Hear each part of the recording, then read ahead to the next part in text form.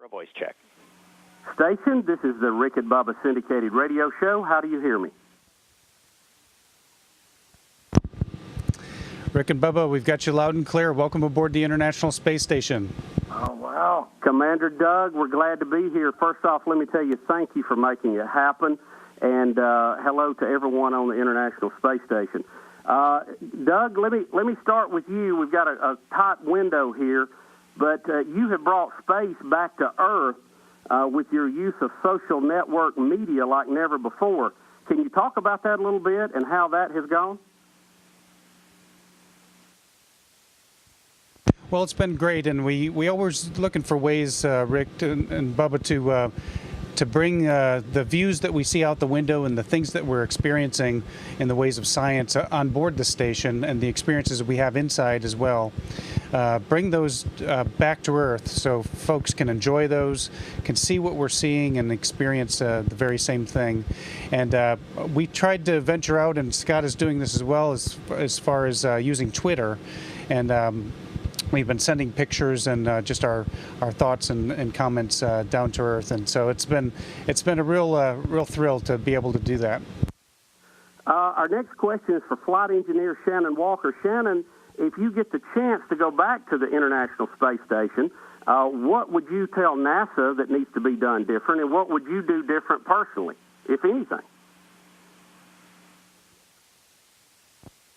Well, actually, I think we've got it down pretty well on how we operate day to day and how we conduct ourselves up here. I think NASA's doing a pretty good job, and the station's doing a pretty good job. So I think a few tweaks here and there on how we manage some of our stowage, but by and large, just keep doing what we're doing, and we'll accomplish great things. Our next question is for Flight Engineer Scott J. Kelly. Scott, when you get back to Earth, talk to us about how long it takes you to transition back to your Earth legs and what other problems might be in that transition we're not aware of. Well, this is my first long-duration flight, so as far as my knowledge about how long it takes to do that is just from talking to other astronauts. On a short-duration mission, it takes usually about 3 or 4 days before people are feeling 100%. On a longer flight, like on board the International Space Station, it can take much longer. I think up to, in some cases, several months before not only is a person feeling normal, but they have, their bone mass, bone density, and muscle mass back. In some cases, it takes more than a year to get all of that bone density back. Commander Doug, let me ask you, and we've had a lot of people want to know, it's very important work what you're doing, and I know you're very busy, but in your downtime, what do you get to do for fun on the space station? Do you have video games there? I know you work with Twitter, as you mentioned. What other things do you do for fun? Well, we have a lot of an assortment of movies on board that sometimes we'll have movie night together. We tend to try to eat our meals in the evening at least together, and so we can socialize a little bit with our crewmates. And we read. We also have email on board where we can correspond with family and friends. And probably our most favorite pastime is looking out the window, because when you go to the cupola and you have the window on the world, it's quite an amazing sight, and the Earth never disappoints. Let me follow up with you on that comment. You have rode on the space shuttle. You have been on the space station. You've been commander of the space station.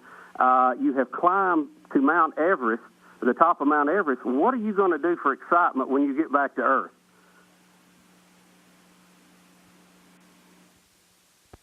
Well, I didn't make it to the top of Mount Everest, but I did get to base camp. But gosh, I'm just really looking forward to the simple things, Bubba. Probably the biggest thing I'm looking forward to is hot running water, taking a shower. Haven't had a shower since June, so looking forward to that, and really looking forward to feeling a breeze against my face. Just kind of smelling the earth and all the vegetation and just the just experiencing the feel of the earth again. Doug, let me follow up with you one more time since you brought that up.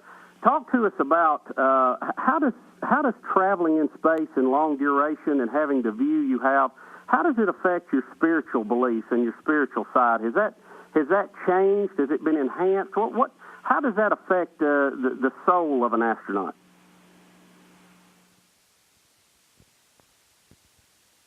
Well, yeah, each person is really different, I suppose, in their experience. For me, it tends to strengthen my own personal beliefs and things, and it's quite an amazing place. You know, you look at the Earth and look at it against the backdrop of space, and you can't help but to sort of turn inward about just your different thoughts on the beauty of our world and sort of your purpose and your place in this world. Because when you look out, you feel pretty small when you look out into the cosmos and then at the Earth and enjoy each of the different views that we have going around the Earth. It really makes you feel like you're quite insignificant, really, in the whole scheme of things. But really makes you turn inward to kind of define yourself and your purpose. So I think for me personally, it's strengthened my personal beliefs. Shannon, we had a question called in from a listener, a very good one. We're in the peak of the meteor shower season. How does that affect you being outside most of the atmosphere and space, danger-wise? And what can you see shooting stars from the space station down below you? That's a very good question. We actually have a very slight increase in risk of being hit by a meteor during a meteor shower, but space is actually a pretty big place, so we haven't noticed that we've been hit by anything. We certainly had nothing come all the way through the station. The interesting thing about meteor showers is that they take place below us, so when we are looking out and we can see the shooting stars, but they are below us because we're above the atmosphere, so we see them underneath us. Scott, let me ask you a question about the end of the space shuttle program and the future of NASA. How are we looking there, and what are your thoughts on that?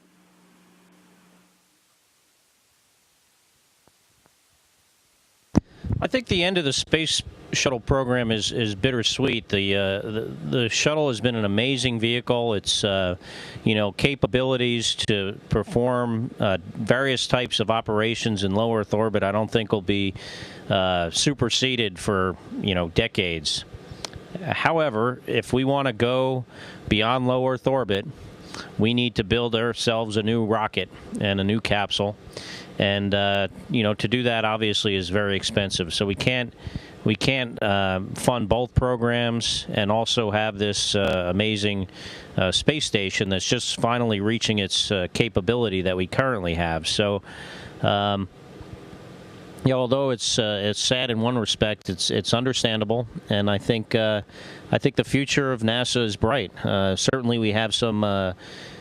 Our government has some decisions to make here soon with regards to our budget, and whatever they decide as NASA employees, we will support and support it in the best way that we can. We want to thank all of you for taking time to speak with us. Thank you for the job you're doing, and we can't underline that enough. Commander Doug, thank you again. And Doug, do you want to give a quick shout out to the teachers that have adopted you, or me and you both are going to have to move to Mars?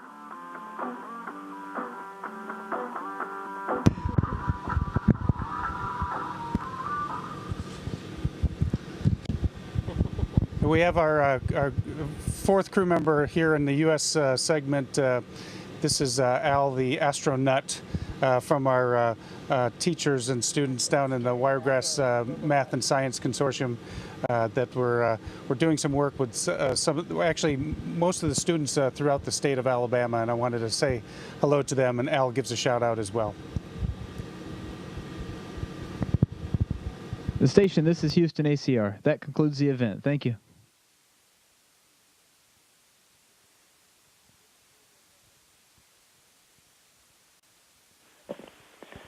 Thank you, Rick and Bubba Syndicated Radio Show. Station, please stand by while we reconfigure video and audio communications.